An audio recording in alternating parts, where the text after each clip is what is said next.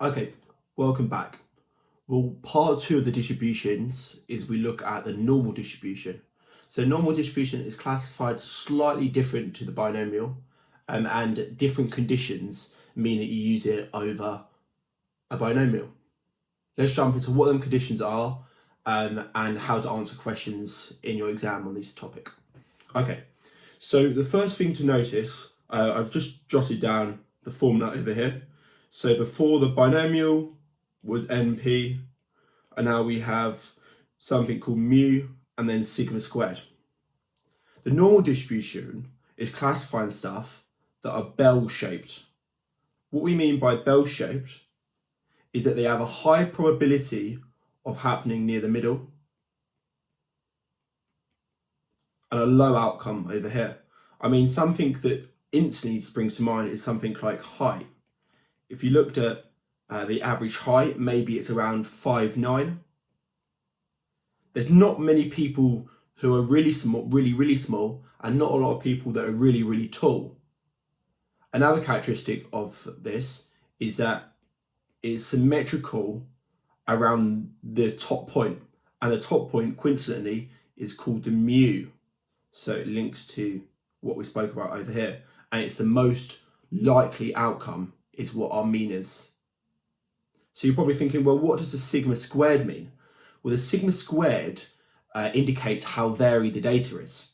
So if I drew a low sigma squared, then the data would be still symmetrical, but it might look something like this. Well, a high sigma squared would be highly varied. So it looks something like this. A quick point to note is that something that we'll come on to very soon is that the standard normal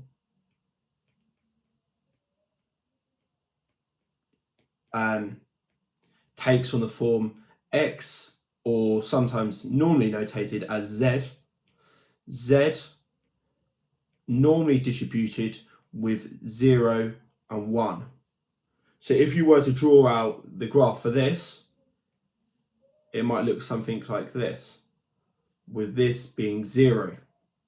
Okay, let's jump into some questions on this. So again, like in the binomial distribution case, I'll give you an example to look at, right? So we'll take a normal distribution with 10 and 3 squared, so that's sigma squared. So our standard deviation, which is our sigma, is 3, and our mu is 10. So if we drew this out quickly, it would look something like this. This would be 10. I'll just draw a straight line that goes through that, kind of straight. And we're asked to work out the probability that x is less than 8. So when we was working with the binomial distribution, we had to work out the difference between greater than or less than, because you're only working with whole numbers. Well, that's not the case with normal distributions. They can take on any value. So the probability that x equals 8 is 0, because it can't take on a number, it can only take on a range of numbers, if that makes sense. So if we were asked to work out the probability that x is less than 8, I would jot down 8 here. I would draw a little thing like this, and it would be this area here. So when you put this into your calculator, you're going to use a normal CDF. You're going to get given two ranges. The lower range, you're going to put something like minus 99999, because just quickly, I'll drop that in. That's really far away. And then the upper bound is 8.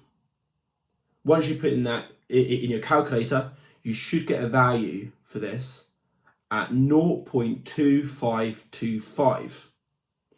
If I ask you this question instead, the probability that x is distributed between 9 and 11, well, what I'm asking you there is 9 is here, 11 is here. If we just jot this up, it'd be this area here. You could put this straight into your calculator, because you can have your lower bound as 9 and your upper bound as 11. But alternatively, you could do the probability that x is less than 11 minus the probability that x is less than 9. If you jot out both of them equations quickly, this would be 11. So this area here, and you're going to minus this area here, which is 9. You can notice that that is equivalent to this area here that we worked out before. Perfect. And then the only other case is when we want something like probability x is greater than 15. So there I would look at 15 on the graph and take the area greater than.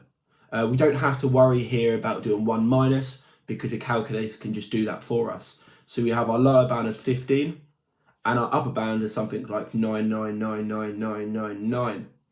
And for that, we should get 0.0478. And sorry, yep, for this one here, you should get 0.2611. Okay, if you've noticed a pattern so far, the pattern is we're taking a point given to us. So this is our point. And we're asked to work out the area, right? This is what we do using a normal distribution, okay? But what if we're given the area and we're asked to work out the point? What would that mean? Well, we jot a graph like this out, maybe, and this area here is a certain amount, but we want to know what this point is. Okay, let's go over an example. So say, for instance, we take the same normal distribution as before, which is normally distributed between 10 and 3 squared, and we were asked the probability of x being greater than a is 0.3694.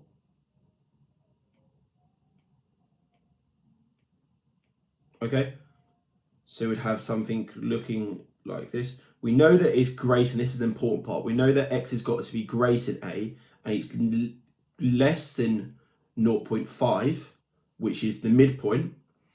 So we know that it's going this way, and we know that x goes like this.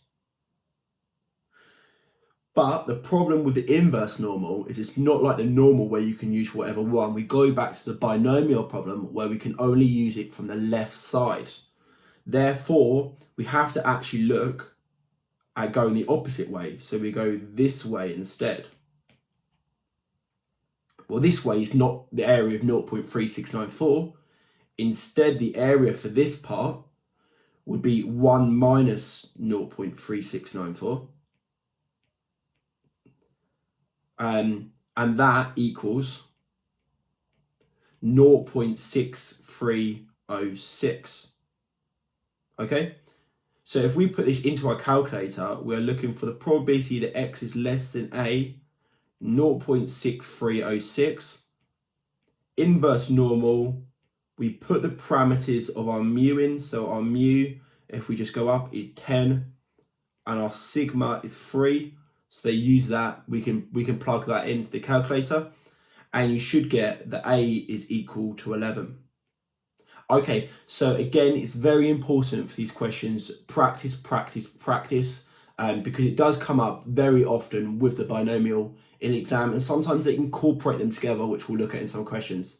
But have a look at the practice questions, and if you have any problems, give us a message. Perfect.